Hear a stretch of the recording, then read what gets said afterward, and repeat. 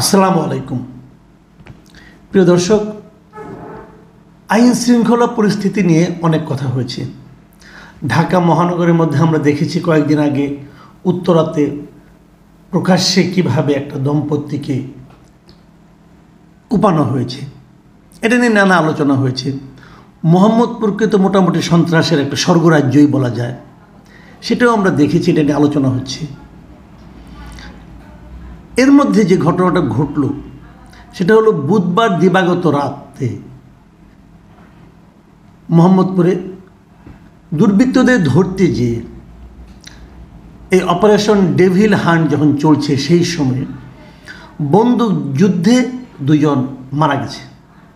পত্রপত্রিকা লেখাটা এভাবে এসেছে এবং সেখানে বন্দুক যুদ্ধ এই দুটো শব্দ ইনভার্টেড কমার মধ্যে রাখা হয়েছে। ইনভার্টেড কমা কেন? এটা আমরা আগেও করতাম, আগেও দেখেছি।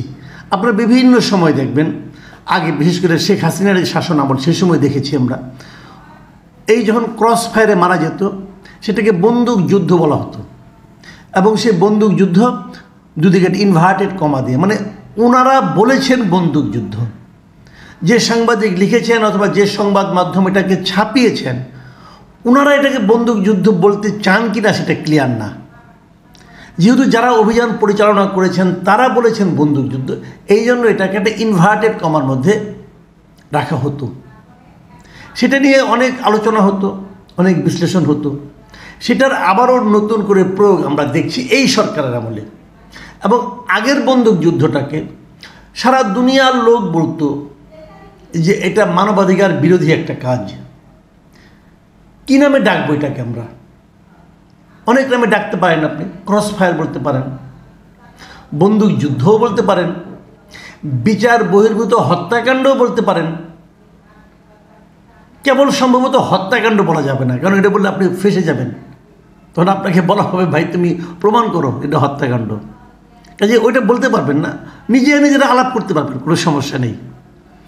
এখন কিন্তু সেই জিনিসটি আবার রিপিট হচ্ছে কিন্তু এই আলোচনাটা উঠছে। কারা বলে উঠছে? ডক্টর ইউনূসের মতো লোক, যিনি শান্তিতে নোবেল পুরস্কার পেয়েছেন বলে আমরা গর্ব করি, সারা দুনিয়ার মানুষের কাছে বলি আমাদের একজন শান্তিতে নোবেল পুরস্কার প্রাপ্ত ব্যক্তি আছেন। এখন আরও গর্ব করে বলি তিনি আমাদের রাষ্ট্রের দায়িত্ব নিয়েছেন সরকার পরিচালনার। সেই গর্বটা যে আসলে যথাযথ কিনা এই প্রশ্নের মুখে ফেলার জন্য কি এই ঘটনাগুলি ঘটছে? আমি জানি না এটি সত্য কিনা, কিন্তু ঘটনা তো ঘটছে। এবং এই ঘটনাগুলোকে ডক্টর ইউনূসকে, তার সরকারকে সম্মানিত করছে? আমার মনে হয় করছে না। এই বিষয়ে কি ডক্টর ইউনূস নিজে বুঝতে পারছেন? আমার এটা নিয়ে কিছুই মনে হয় না। বুঝতে পারছেন আমি এটা বলতে পারবো না, বুঝতে পারছেন না এটা বলতেও আমার খুব খারাপ লাগছে। দেখুন, ঘটনা ঘটার পরে যথারীতি একটা প্রেস রিলিজ পাওয়া গেছে। এবার যেহেতু অপারেশন ডেভিল হান্ট, এখানে তো সব বাহিনীর লোকজনই আছে। এখানে আন্তঃবাহিনী জনসংযোগ পরিদপ্তর মানে আইএসপিআর, তাদের পক্ষ থেকে একটা বিবৃতি দেওয়া হয়েছে বৃহস্পতিবার দিন। সেই বিবৃতিতে কি বলা হয়েছে? ওনারা একটা ঘটনার বর্ণনা দিয়েছেন, আমি আপনাদের সেটা পড়ে শোনাই। তারা লিখেছেন, ঢাকার মোহাম্মদপুরে চাঁদ উদ্যান এলাকায় ছিনতাইয়ের প্রস্তুতি নেওয়া হচ্ছে এমন তথ্যের ভিত্তিতে রাত আনুমানিক 12:30টার দিকে যৌথ বাহিনীর একটা টিম ঘটনাস্থলে অভিযান পরিচালনা করে।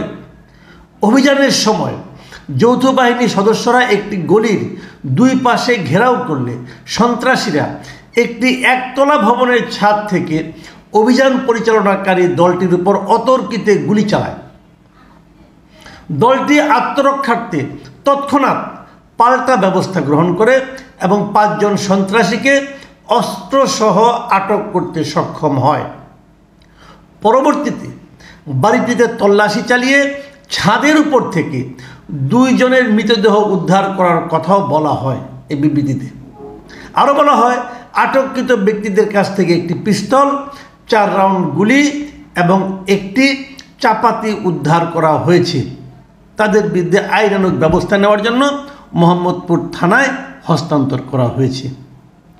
এবং বিবৃতিতে আরও কি বলা হয়, আরও যেটা বলা হয়, জনগণের জানমালের নিরাপত্তা রক্ষার্থে এই ধরনের অভিযান অব্যাহত থাকবে। এই যে কথাগুলি বললাম আমি, হাসিনা আমলে যখন এই ধরনের কোনো ঘটনা ঘটত, বন্দুক যুদ্ধে দুর্বৃত্তরা মারা যেত, যারা অভিযান করেছে বন্দুক যুদ্ধ মানে কি দুই দিক দিয়ে গুলি হয়েছে, কিন্তু সেইগুলিতে অপরাধীরা মারা যেত, আর কেউ মারা যেত না, আর কেউ আহত হতো না। এই ঘটনাগুলো যখন ঘটতো তখনও আমরা এরকম বিবৃতি দেখতে পেতাম। আমি বিবৃতির কোনো শব্দের সঙ্গে কোনো ধরনের অবিশ্বাস করছি না, তো ওনারা বিবৃতি লিখেছেন, সত্য কথা নিশ্চয়ই লিখবেন, কিন্তু জনগণের মনে কি ধারণা পৌঁছায়। দেখুন, মোহাম্মদপুরের এই ঘটনা, আমি মোহাম্মদপুরে অনেক লোকের সঙ্গে কথা বলেছি এবং বিভিন্ন জায়গায় দেখছিও, অনেকে কিন্তু খুশিও হয়েছেন, কারণ মোহাম্মদপুরে যা চলছে তার একটা প্রতিকার হওয়ার জন্য এরকম একটা ঘটনা হওয়াতে কিছুটা প্রতিকার হবে বলে অনেকে মনেও করছেন।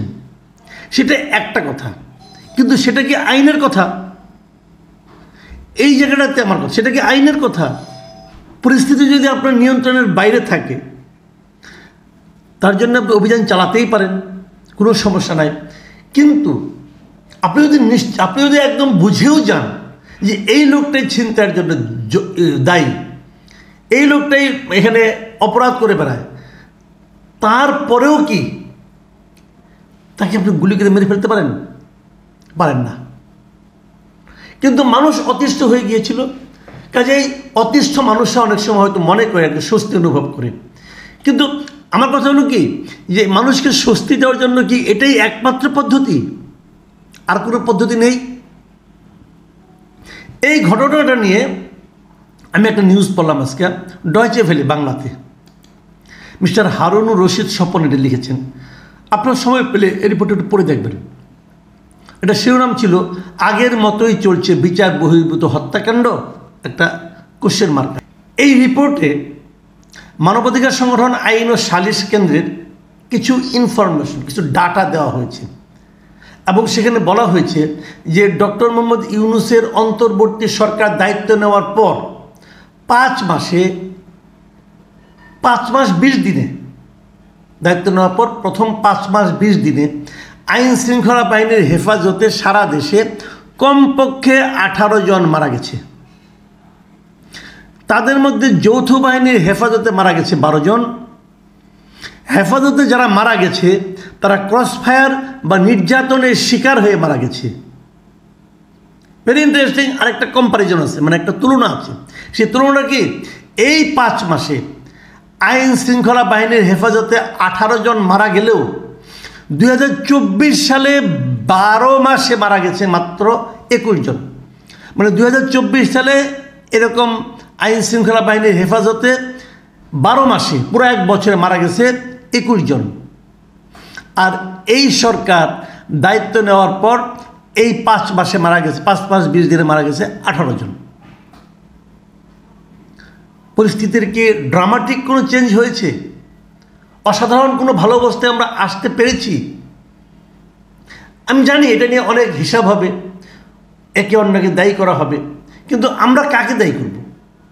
দেখুন, এই যে আমাদের এইবার একটা গুম কমিশন করা হয়েছিল, যে গুমের হিসাব যারা নিয়ে আসলো, এই কমিশনের একজন সদস্য নূর খান। এই নূর খান সাহেব, উনি মানবাধিকার কর্মী এবং উনি খুব, আমি তাকে ব্যক্তিগতভাবে খুব পছন্দ করি। ওনাকে ডয়চে ভেলে জিজ্ঞাসা করেছিল এই ঘটনাটা নিয়ে। উনি কি বলেছেন শুনেন। তিনি বলেছেন যে আমরা আবার ক্রসফায়ারের বা বন্দুক যুদ্ধের সেই পুরনো গল্প শুনতে পাচ্ছি। মাইন্ড ইট, পুরনো গল্প। তার মানে উনি কাকে বলছেন গল্প? এই যে বিবৃতিগুলো আসছে মানে সরকারের পক্ষ থেকে, এটাকে উনি পুরনো গল্প বলছেন। একইভাবে আগের মতোই বিচার বহির্ভূত হত্যাকাণ্ড চলছে। গত 5-5.5 মাসের যে চিত্র, তা মেনে নেওয়া যায় না। এই অন্তর্বর্তী সরকারের সময় এটা আমরা আশা করিনি। আমাদের একজন স্বরাষ্ট্র উপদেষ্টা আছেন, ওনার সম্পর্কে দুটো কথা বলে আমি আমার বক্তব্যটা শেষ করব। ওনার সম্পর্কে কেন বলবো? ওনার সম্পর্কে বলবো এই কারণে যে এইগুলো দেখার দায়িত্ব আসলে ওনার মন্ত্রণালয়ের। উনি যে মন্ত্রণালয়ের স্বরাষ্ট্র উপদেষ্টা, সেই মন্ত্রণালয়েরই দায়িত্ব হলো এই বিষয়গুলো দেখা। তো উনি কি দেখেন? উনি কি কোনো কাজে লাগেন আমাদের? সন্দেহ নাই ওনার বয়স হয়েছে। আমি হঠাৎ করে আজকে সোশ্যাল মিডিয়া একটা ফটো কার্ডের মতো দেখলাম। সেখানে যে জিনিসটা দেখলাম সেটা আপনাদেরকে দেখাচ্ছি। ওখানে কয়েকটা ছবি আছে, কয়েকটা বস্তুর ছবি আছে, আর একজন ব্যক্তির ছবি আছে। বস্তুর ছবিগুলি দিয়ে বলা হয়েছে, আপনারা দেখুন যে এগুলো গুরুত্বপূর্ণ জিনিস বানানো হয়েছে, বাট এগুলি কোনো কাজে লাগে না। দেখুন কাজে লাগে কিনা, এটা দিয়ে কিছু কাজ করতে পারবেন? পারবেন না। এবং পাশে এই স্বরাষ্ট্র উপদেষ্টার ছবিটা দেওয়া হয়েছে। উনি একজন গুরুত্বপূর্ণ ব্যক্তি, সেনাবাহিনীর উচ্চপদস্থ কর্মকর্তা ছিলেন, এখন একটা গুরুত্বপূর্ণ মন্ত্রণালয়ের দায়িত্বে আছেন, বাট নিয়তি হলো উনি কোনো কাজে লাগেন না। ওনার কাছ থেকে আমরা কোনো কাজ পাচ্ছি না। প্রিয় দর্শক, এখন এই পর্যন্তই। আল্লাহ হাফেজ।